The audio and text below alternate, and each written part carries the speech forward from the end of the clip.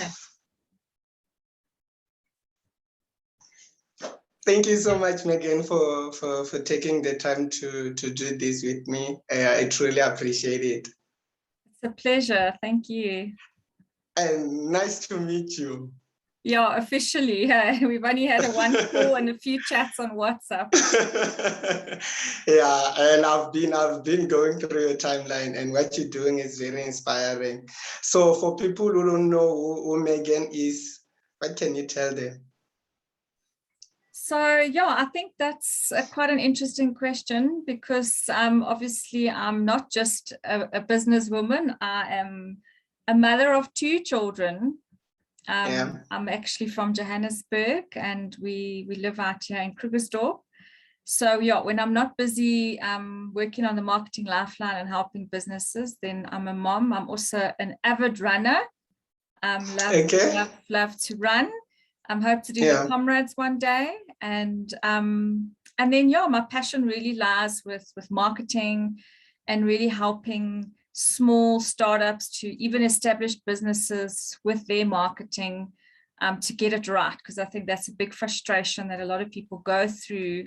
And just with my experience from corporate, kind of taking those methods and strategies and making them just a bit more tangible for smaller businesses to get it right. Okay, that's great. Now, talk to me about Marketing Lifeline. So yeah, so the Marketing Lifeline is actually a very new venture of mine. I've obviously spent 20 years of my life in marketing, but with COVID and everyone being online and in a space where people were open to learning via the web and screen time, I kind of took my business from face-to-face implementation and doing more the client service stuff and helping them with their marketing. I kind of took a stance and took my business online to help and support businesses through coaching and mentoring. And that's essentially what my business name is now, is the Marketing Lifeline. So it's a very relevant name. 2 reasons I say that is, in marketing, we speak about the golden thread through the business. And so I believe that marketing is the lifeline of any business, because it's the one thing that keeps the clients coming in. So that was the one side. And the other side, for the obvious for me, was it's just me being here, supporting, being your lifeline and guiding you through your struggles, and to mentor and help people that need the help. That's great. That's amazing. What you're doing is very, very, very inspiring. What kind of advice would you give to someone who wanna pursue a marketing career? A marketing career. Yeah, I think, sure, marketing is hard. Let's just start there.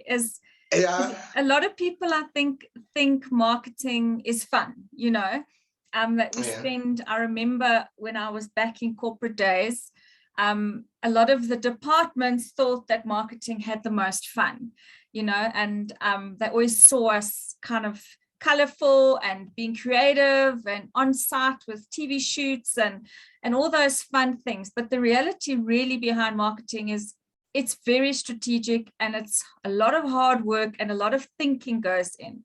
I always used to say, of all the marketing we did, maybe 10% of it was fun, the fun side. The other side of it, it's hard, you've got to be on your feet, you've got to be in the market space, you've got to know what people want all the time, and you have to keep delivering it. So just remember that marketing isn't just having fun, but yes, it is fun if you do enjoy it at least.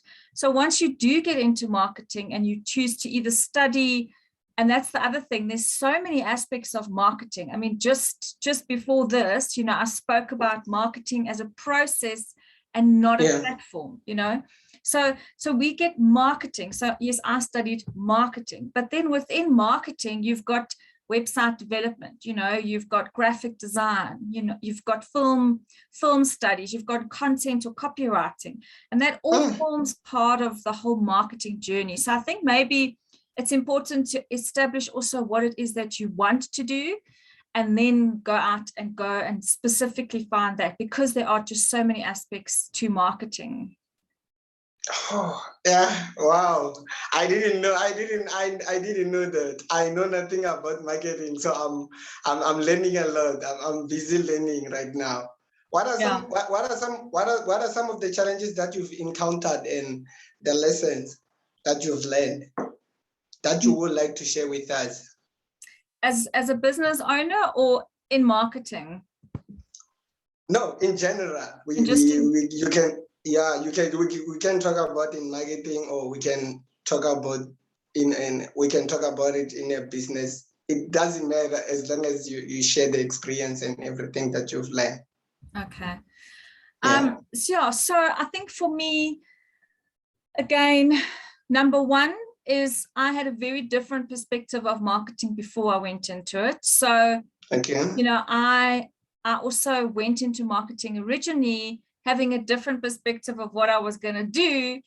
But then in the reality, I actually learned that I really enjoyed it. And actually, and one thing I love and do, and that's what I help my clients with, is I realized I loved the marketing strategy. So that was something that at least I learned through the process. So I could have gone into content writing, and I could have gone into maybe web design or whatever it is. But the reality is that's what I experienced through my journey. And then I think just some of the challenges and what I've gone through is, to me, the main thing with marketing, quite frankly, is this. I've created something called my 12 steps to success. Because okay, I would like you to share that. Sure. And because marketing, you know, people will say to me, oh, you know, can you market books? Where, you know, have you marketed garden products? Marketing, the same principles apply to every industry. So that is a great thing that we've also come to learn. So it doesn't matter where you're at in your life or which industry you're in, the same principles will always apply. But however, some of the challenges that I've foreseen in the last 3 years is I started obviously out with TV and radio, and those were the days when I was marketing. But yes, I had to do a digital course as well to kind of bridge the gap, which now most people going through marketing will do. And the thing for that is it's become a harder space to marketing, because in the days of TV and radio, we spoke a lot about kind of like demographics, you know, what age they were, which area they lived in. Those are the kind of things that we used to LSMs. We speak about LSMs and all those fancy things. So it was a bit easier to target and do our marketing. Whereas today we speak a lot more about psychographics, because now on the social and digital platforms we have to market on, we can actually use those to drill down to the psychographics of what people are looking for. You know, have they just had children? Are they looking to study?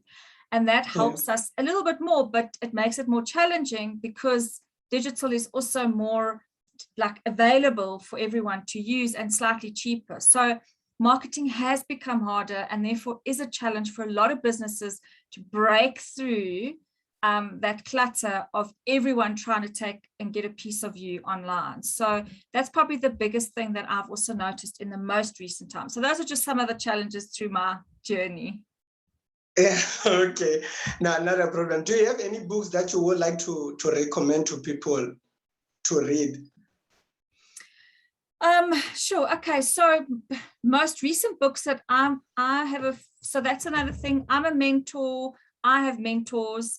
You know, so do pick somebody that you feel has the same opinion and you enjoy reading their articles. So I have a few of those, and I can mention, so some of them are being Simon Sinek. I use a lot of his stuff in my material, and he's got a book called The Infinite Game. Then we've also got somebody called Seth Godin. His book is called This Is Marketing. And then I've also got somebody else that I follow, and that's Donald Miller. He's all about the brand story. And I have busy with his book, and I actually, for the life of me, the name is 60 Things About Business. But anyway, go and look at Donald Miller. He's got loads of books. Marketing Made Simple, Business Made Simple. That is the name of the book. And so I say again, go and find a mentor. and follow them and read a few of their books, blogs, any new content to help you, inspire you, and to keep you learning on your journey. I love that you emphasize the fact that it is important to have a mentor in whatever journey that you on. So you can talk more about that, having a mentor. So I mean, for me, it's just the most important thing is I just need to keep believing in somebody else as well, because to believe in yourself every day is hard. Very hard. Like some days you think, no, there's no more. I can't give anything more. And then I can relate to what you're saying. Yeah. So it's just that. And I mean, I've even said to people, your mentor doesn't even have to be an expert. Your mentor could be a parent or an uncle or a cousin or a colleague or somebody, but you just need somebody that if you're feeling alone on your journey, especially if you're a solopreneur, or you're just needing some inspiration, turn to somebody that can give you that advice, help you, even if it's just through an article, if you can't meet them or see them through like face to face. Very, very important for us, because I'm on my own through this journey, in the sense of that I'm a solopreneur. I work on my own. I interact with a lot of people, but I still do this on my own. So I need that external motivation, as I like to say, just to keep me focused and move towards my goals. Yeah, that's great. That's amazing. What does your future hold? What is your future hold? My future world. What does your future hold? Oh, where do you see yourself in? Oh my gosh. Which version do you want? I'm joking. Look, to be honest with you, I think I'm actually watching something now by John Maxwell as well. But he says that success is delivered through continuous failure. Don't think that like every successful person out there hasn't failed. Like every successful person out there has failed. And that's what we have to remember, is that's got to keep us alive. So just because things fail, like I've had a business that didn't do well, and now I'm in another space, and so I'll go, and so my journey will be that. But ultimately, what does it hold for me is definitely, I say, get into something that you absolutely love. And for me, my love is actually empowering people and helping. So if I can, just to get through the next 10 years of my life doing what I do, I'd absolutely love to do that. And then thereafter probably continue to do it, but on a kind of a more temporary basis, and maybe start doing a little bit more of the charity work that I would love to do. So right now, my main career is marketing and helping businesses. Do I make a lot of money doing it? No, I don't. But you know what? I absolutely love it. And I think that's important for us, is doing something that inspires us and brings that passion out in us. And that's why for me, working on my own is far more rewarding than working for somebody in a corporate environment, So, but then again, I have friends that couldn't work on their own, their vision is to be the director of an organization. And so everyone is different, and that's absolutely okay. But just remember, no matter if we're on our own or we work in a corporate space or whatever we're doing, we're going to have to fail to succeed. That is the reality. Wow. So I heard you talking about you've had some businesses which didn't do well, and you had to let them go. So when is the right time to let something go? Let's say I'm having a company and things are not actually working right. When is it the right time to let something go? Yeah, that is a very hard question, because I think as a business owner and one that's kind of created, often people will say my business was born, because it is that. It's almost that you've birthed this child, and it is that, that's how important it is to us. So it is hard to let go. But I think the reality for me was, when the time outweighs the amount of money you make, and the satisfaction level is not where you want it to be, that's the time to start looking around, to just start saying, okay, so now I'm spending hours in this business. I'm just not making enough money to get by. Maybe you need to change the business model. You know, it doesn't mean we need to close it up. So perhaps that's where I help a lot of people as well, is people are in that space where they're going, I'm not growing, I'm not making more money. You know, maybe it's just a shift in who we want to focus our business on. And maybe it's just a shift of how we package our product. And maybe it's just a shift in where we sell it or market it. So try do the little corrections first. But, you know, once there's no more momentum, I mean, you will know in your heart that this is the end of it. You know, I always say, again, as we've said, like, there will be failure. So maybe failure isn't closing up the business. Maybe failure is just stopping and tweaking it to make it a little bit more admirable for the consumers or the customers, so that we can succeed. But at the same time, how many businesses fail? You know, 1% of businesses succeed. So very true. That's true. Just maybe if you haven't launched a business yet, maybe the suggestion is just do your research first, find the right market, find the right offering, and then you can go forth. But if you're already in it, maybe just do a little bit of homework, then refresh, review, and then see if you can succeed. Otherwise, ultimately what can happen, and even what happened with me in this situation, is one business takes over another. So you still run that business, but by nature of the game, you change your offering because of COVID, you change your target market, your offering, and so it becomes another business. And that's exactly what happened to me. Oh, wow. Wow, that's I'm still trying to digest everything that you've said. I know, sorry for you. I do talk a lot and I do talk fast. No, it's okay. It's very okay. So how would you like to be remembered? I've always asked my guests this question because I feel like it is very important for at my funeral? For us to know. Not exactly, but I would like to know, how would you like us to remember you? And I would, so the funny thing is, and I will give my age away, but one of my very first, and it's not really a mentor, but I admired her, was a lady called Princess Diana. And for me, it was just because it didn't matter who she was, where she was in society, she made time for everybody, and she wanted to make a change. So I'll always go back to her as my role model. And if I could be, I mean, if I just see how people still think about Princess Diana and see her in the apps, I mean, she was absolutely beautiful. That's maybe one thing I don't have, but she was just beautiful in her own right, you know, and perhaps there is something there. But for me, it's definitely that somebody will say, that I was the one that went out of her way. It doesn't matter where I was in society, to make a difference to everybody around me, because my main goal in life is to help people.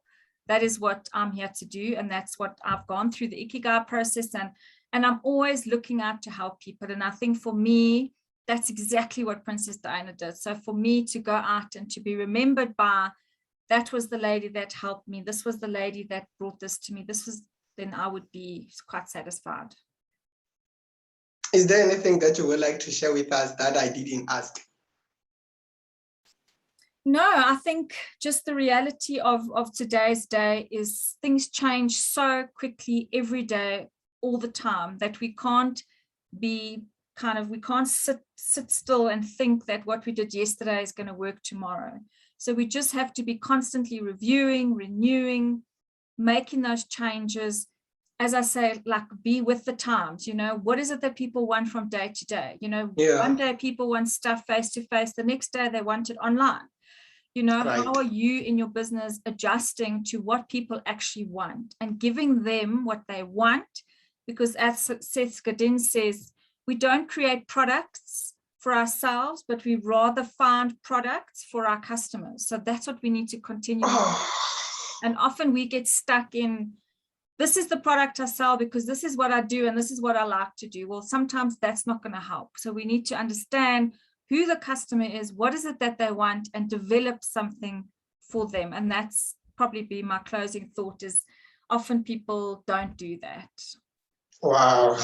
Wow. So where can people get hold of you?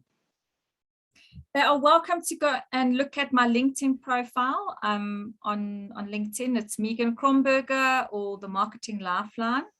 I'm happy to connect there and take any questions anyone may have, or they are welcome to click on my Facebook page. I have a Facebook page as well, the Marketing Lifeline. Also happy to take messages from Facebook, and or they can just email me if they want at Megan spelled MEGAN @themarketinglifeline.com. Thank you so much. I will definitely share the links on my profile. Awesome. Thanks, Freedom. Thanks for the opportunity and inviting me. And I'm glad that I inspired you. That's awesome. Thank you so much. Thank you so much, Megan. I would like us to stay in touch. Hopefully one day we'll work together on something. Absolutely, because I still need to hear more about what you do. Thank you so much. Okay, thanks, Freedom. Thank you. Cheers.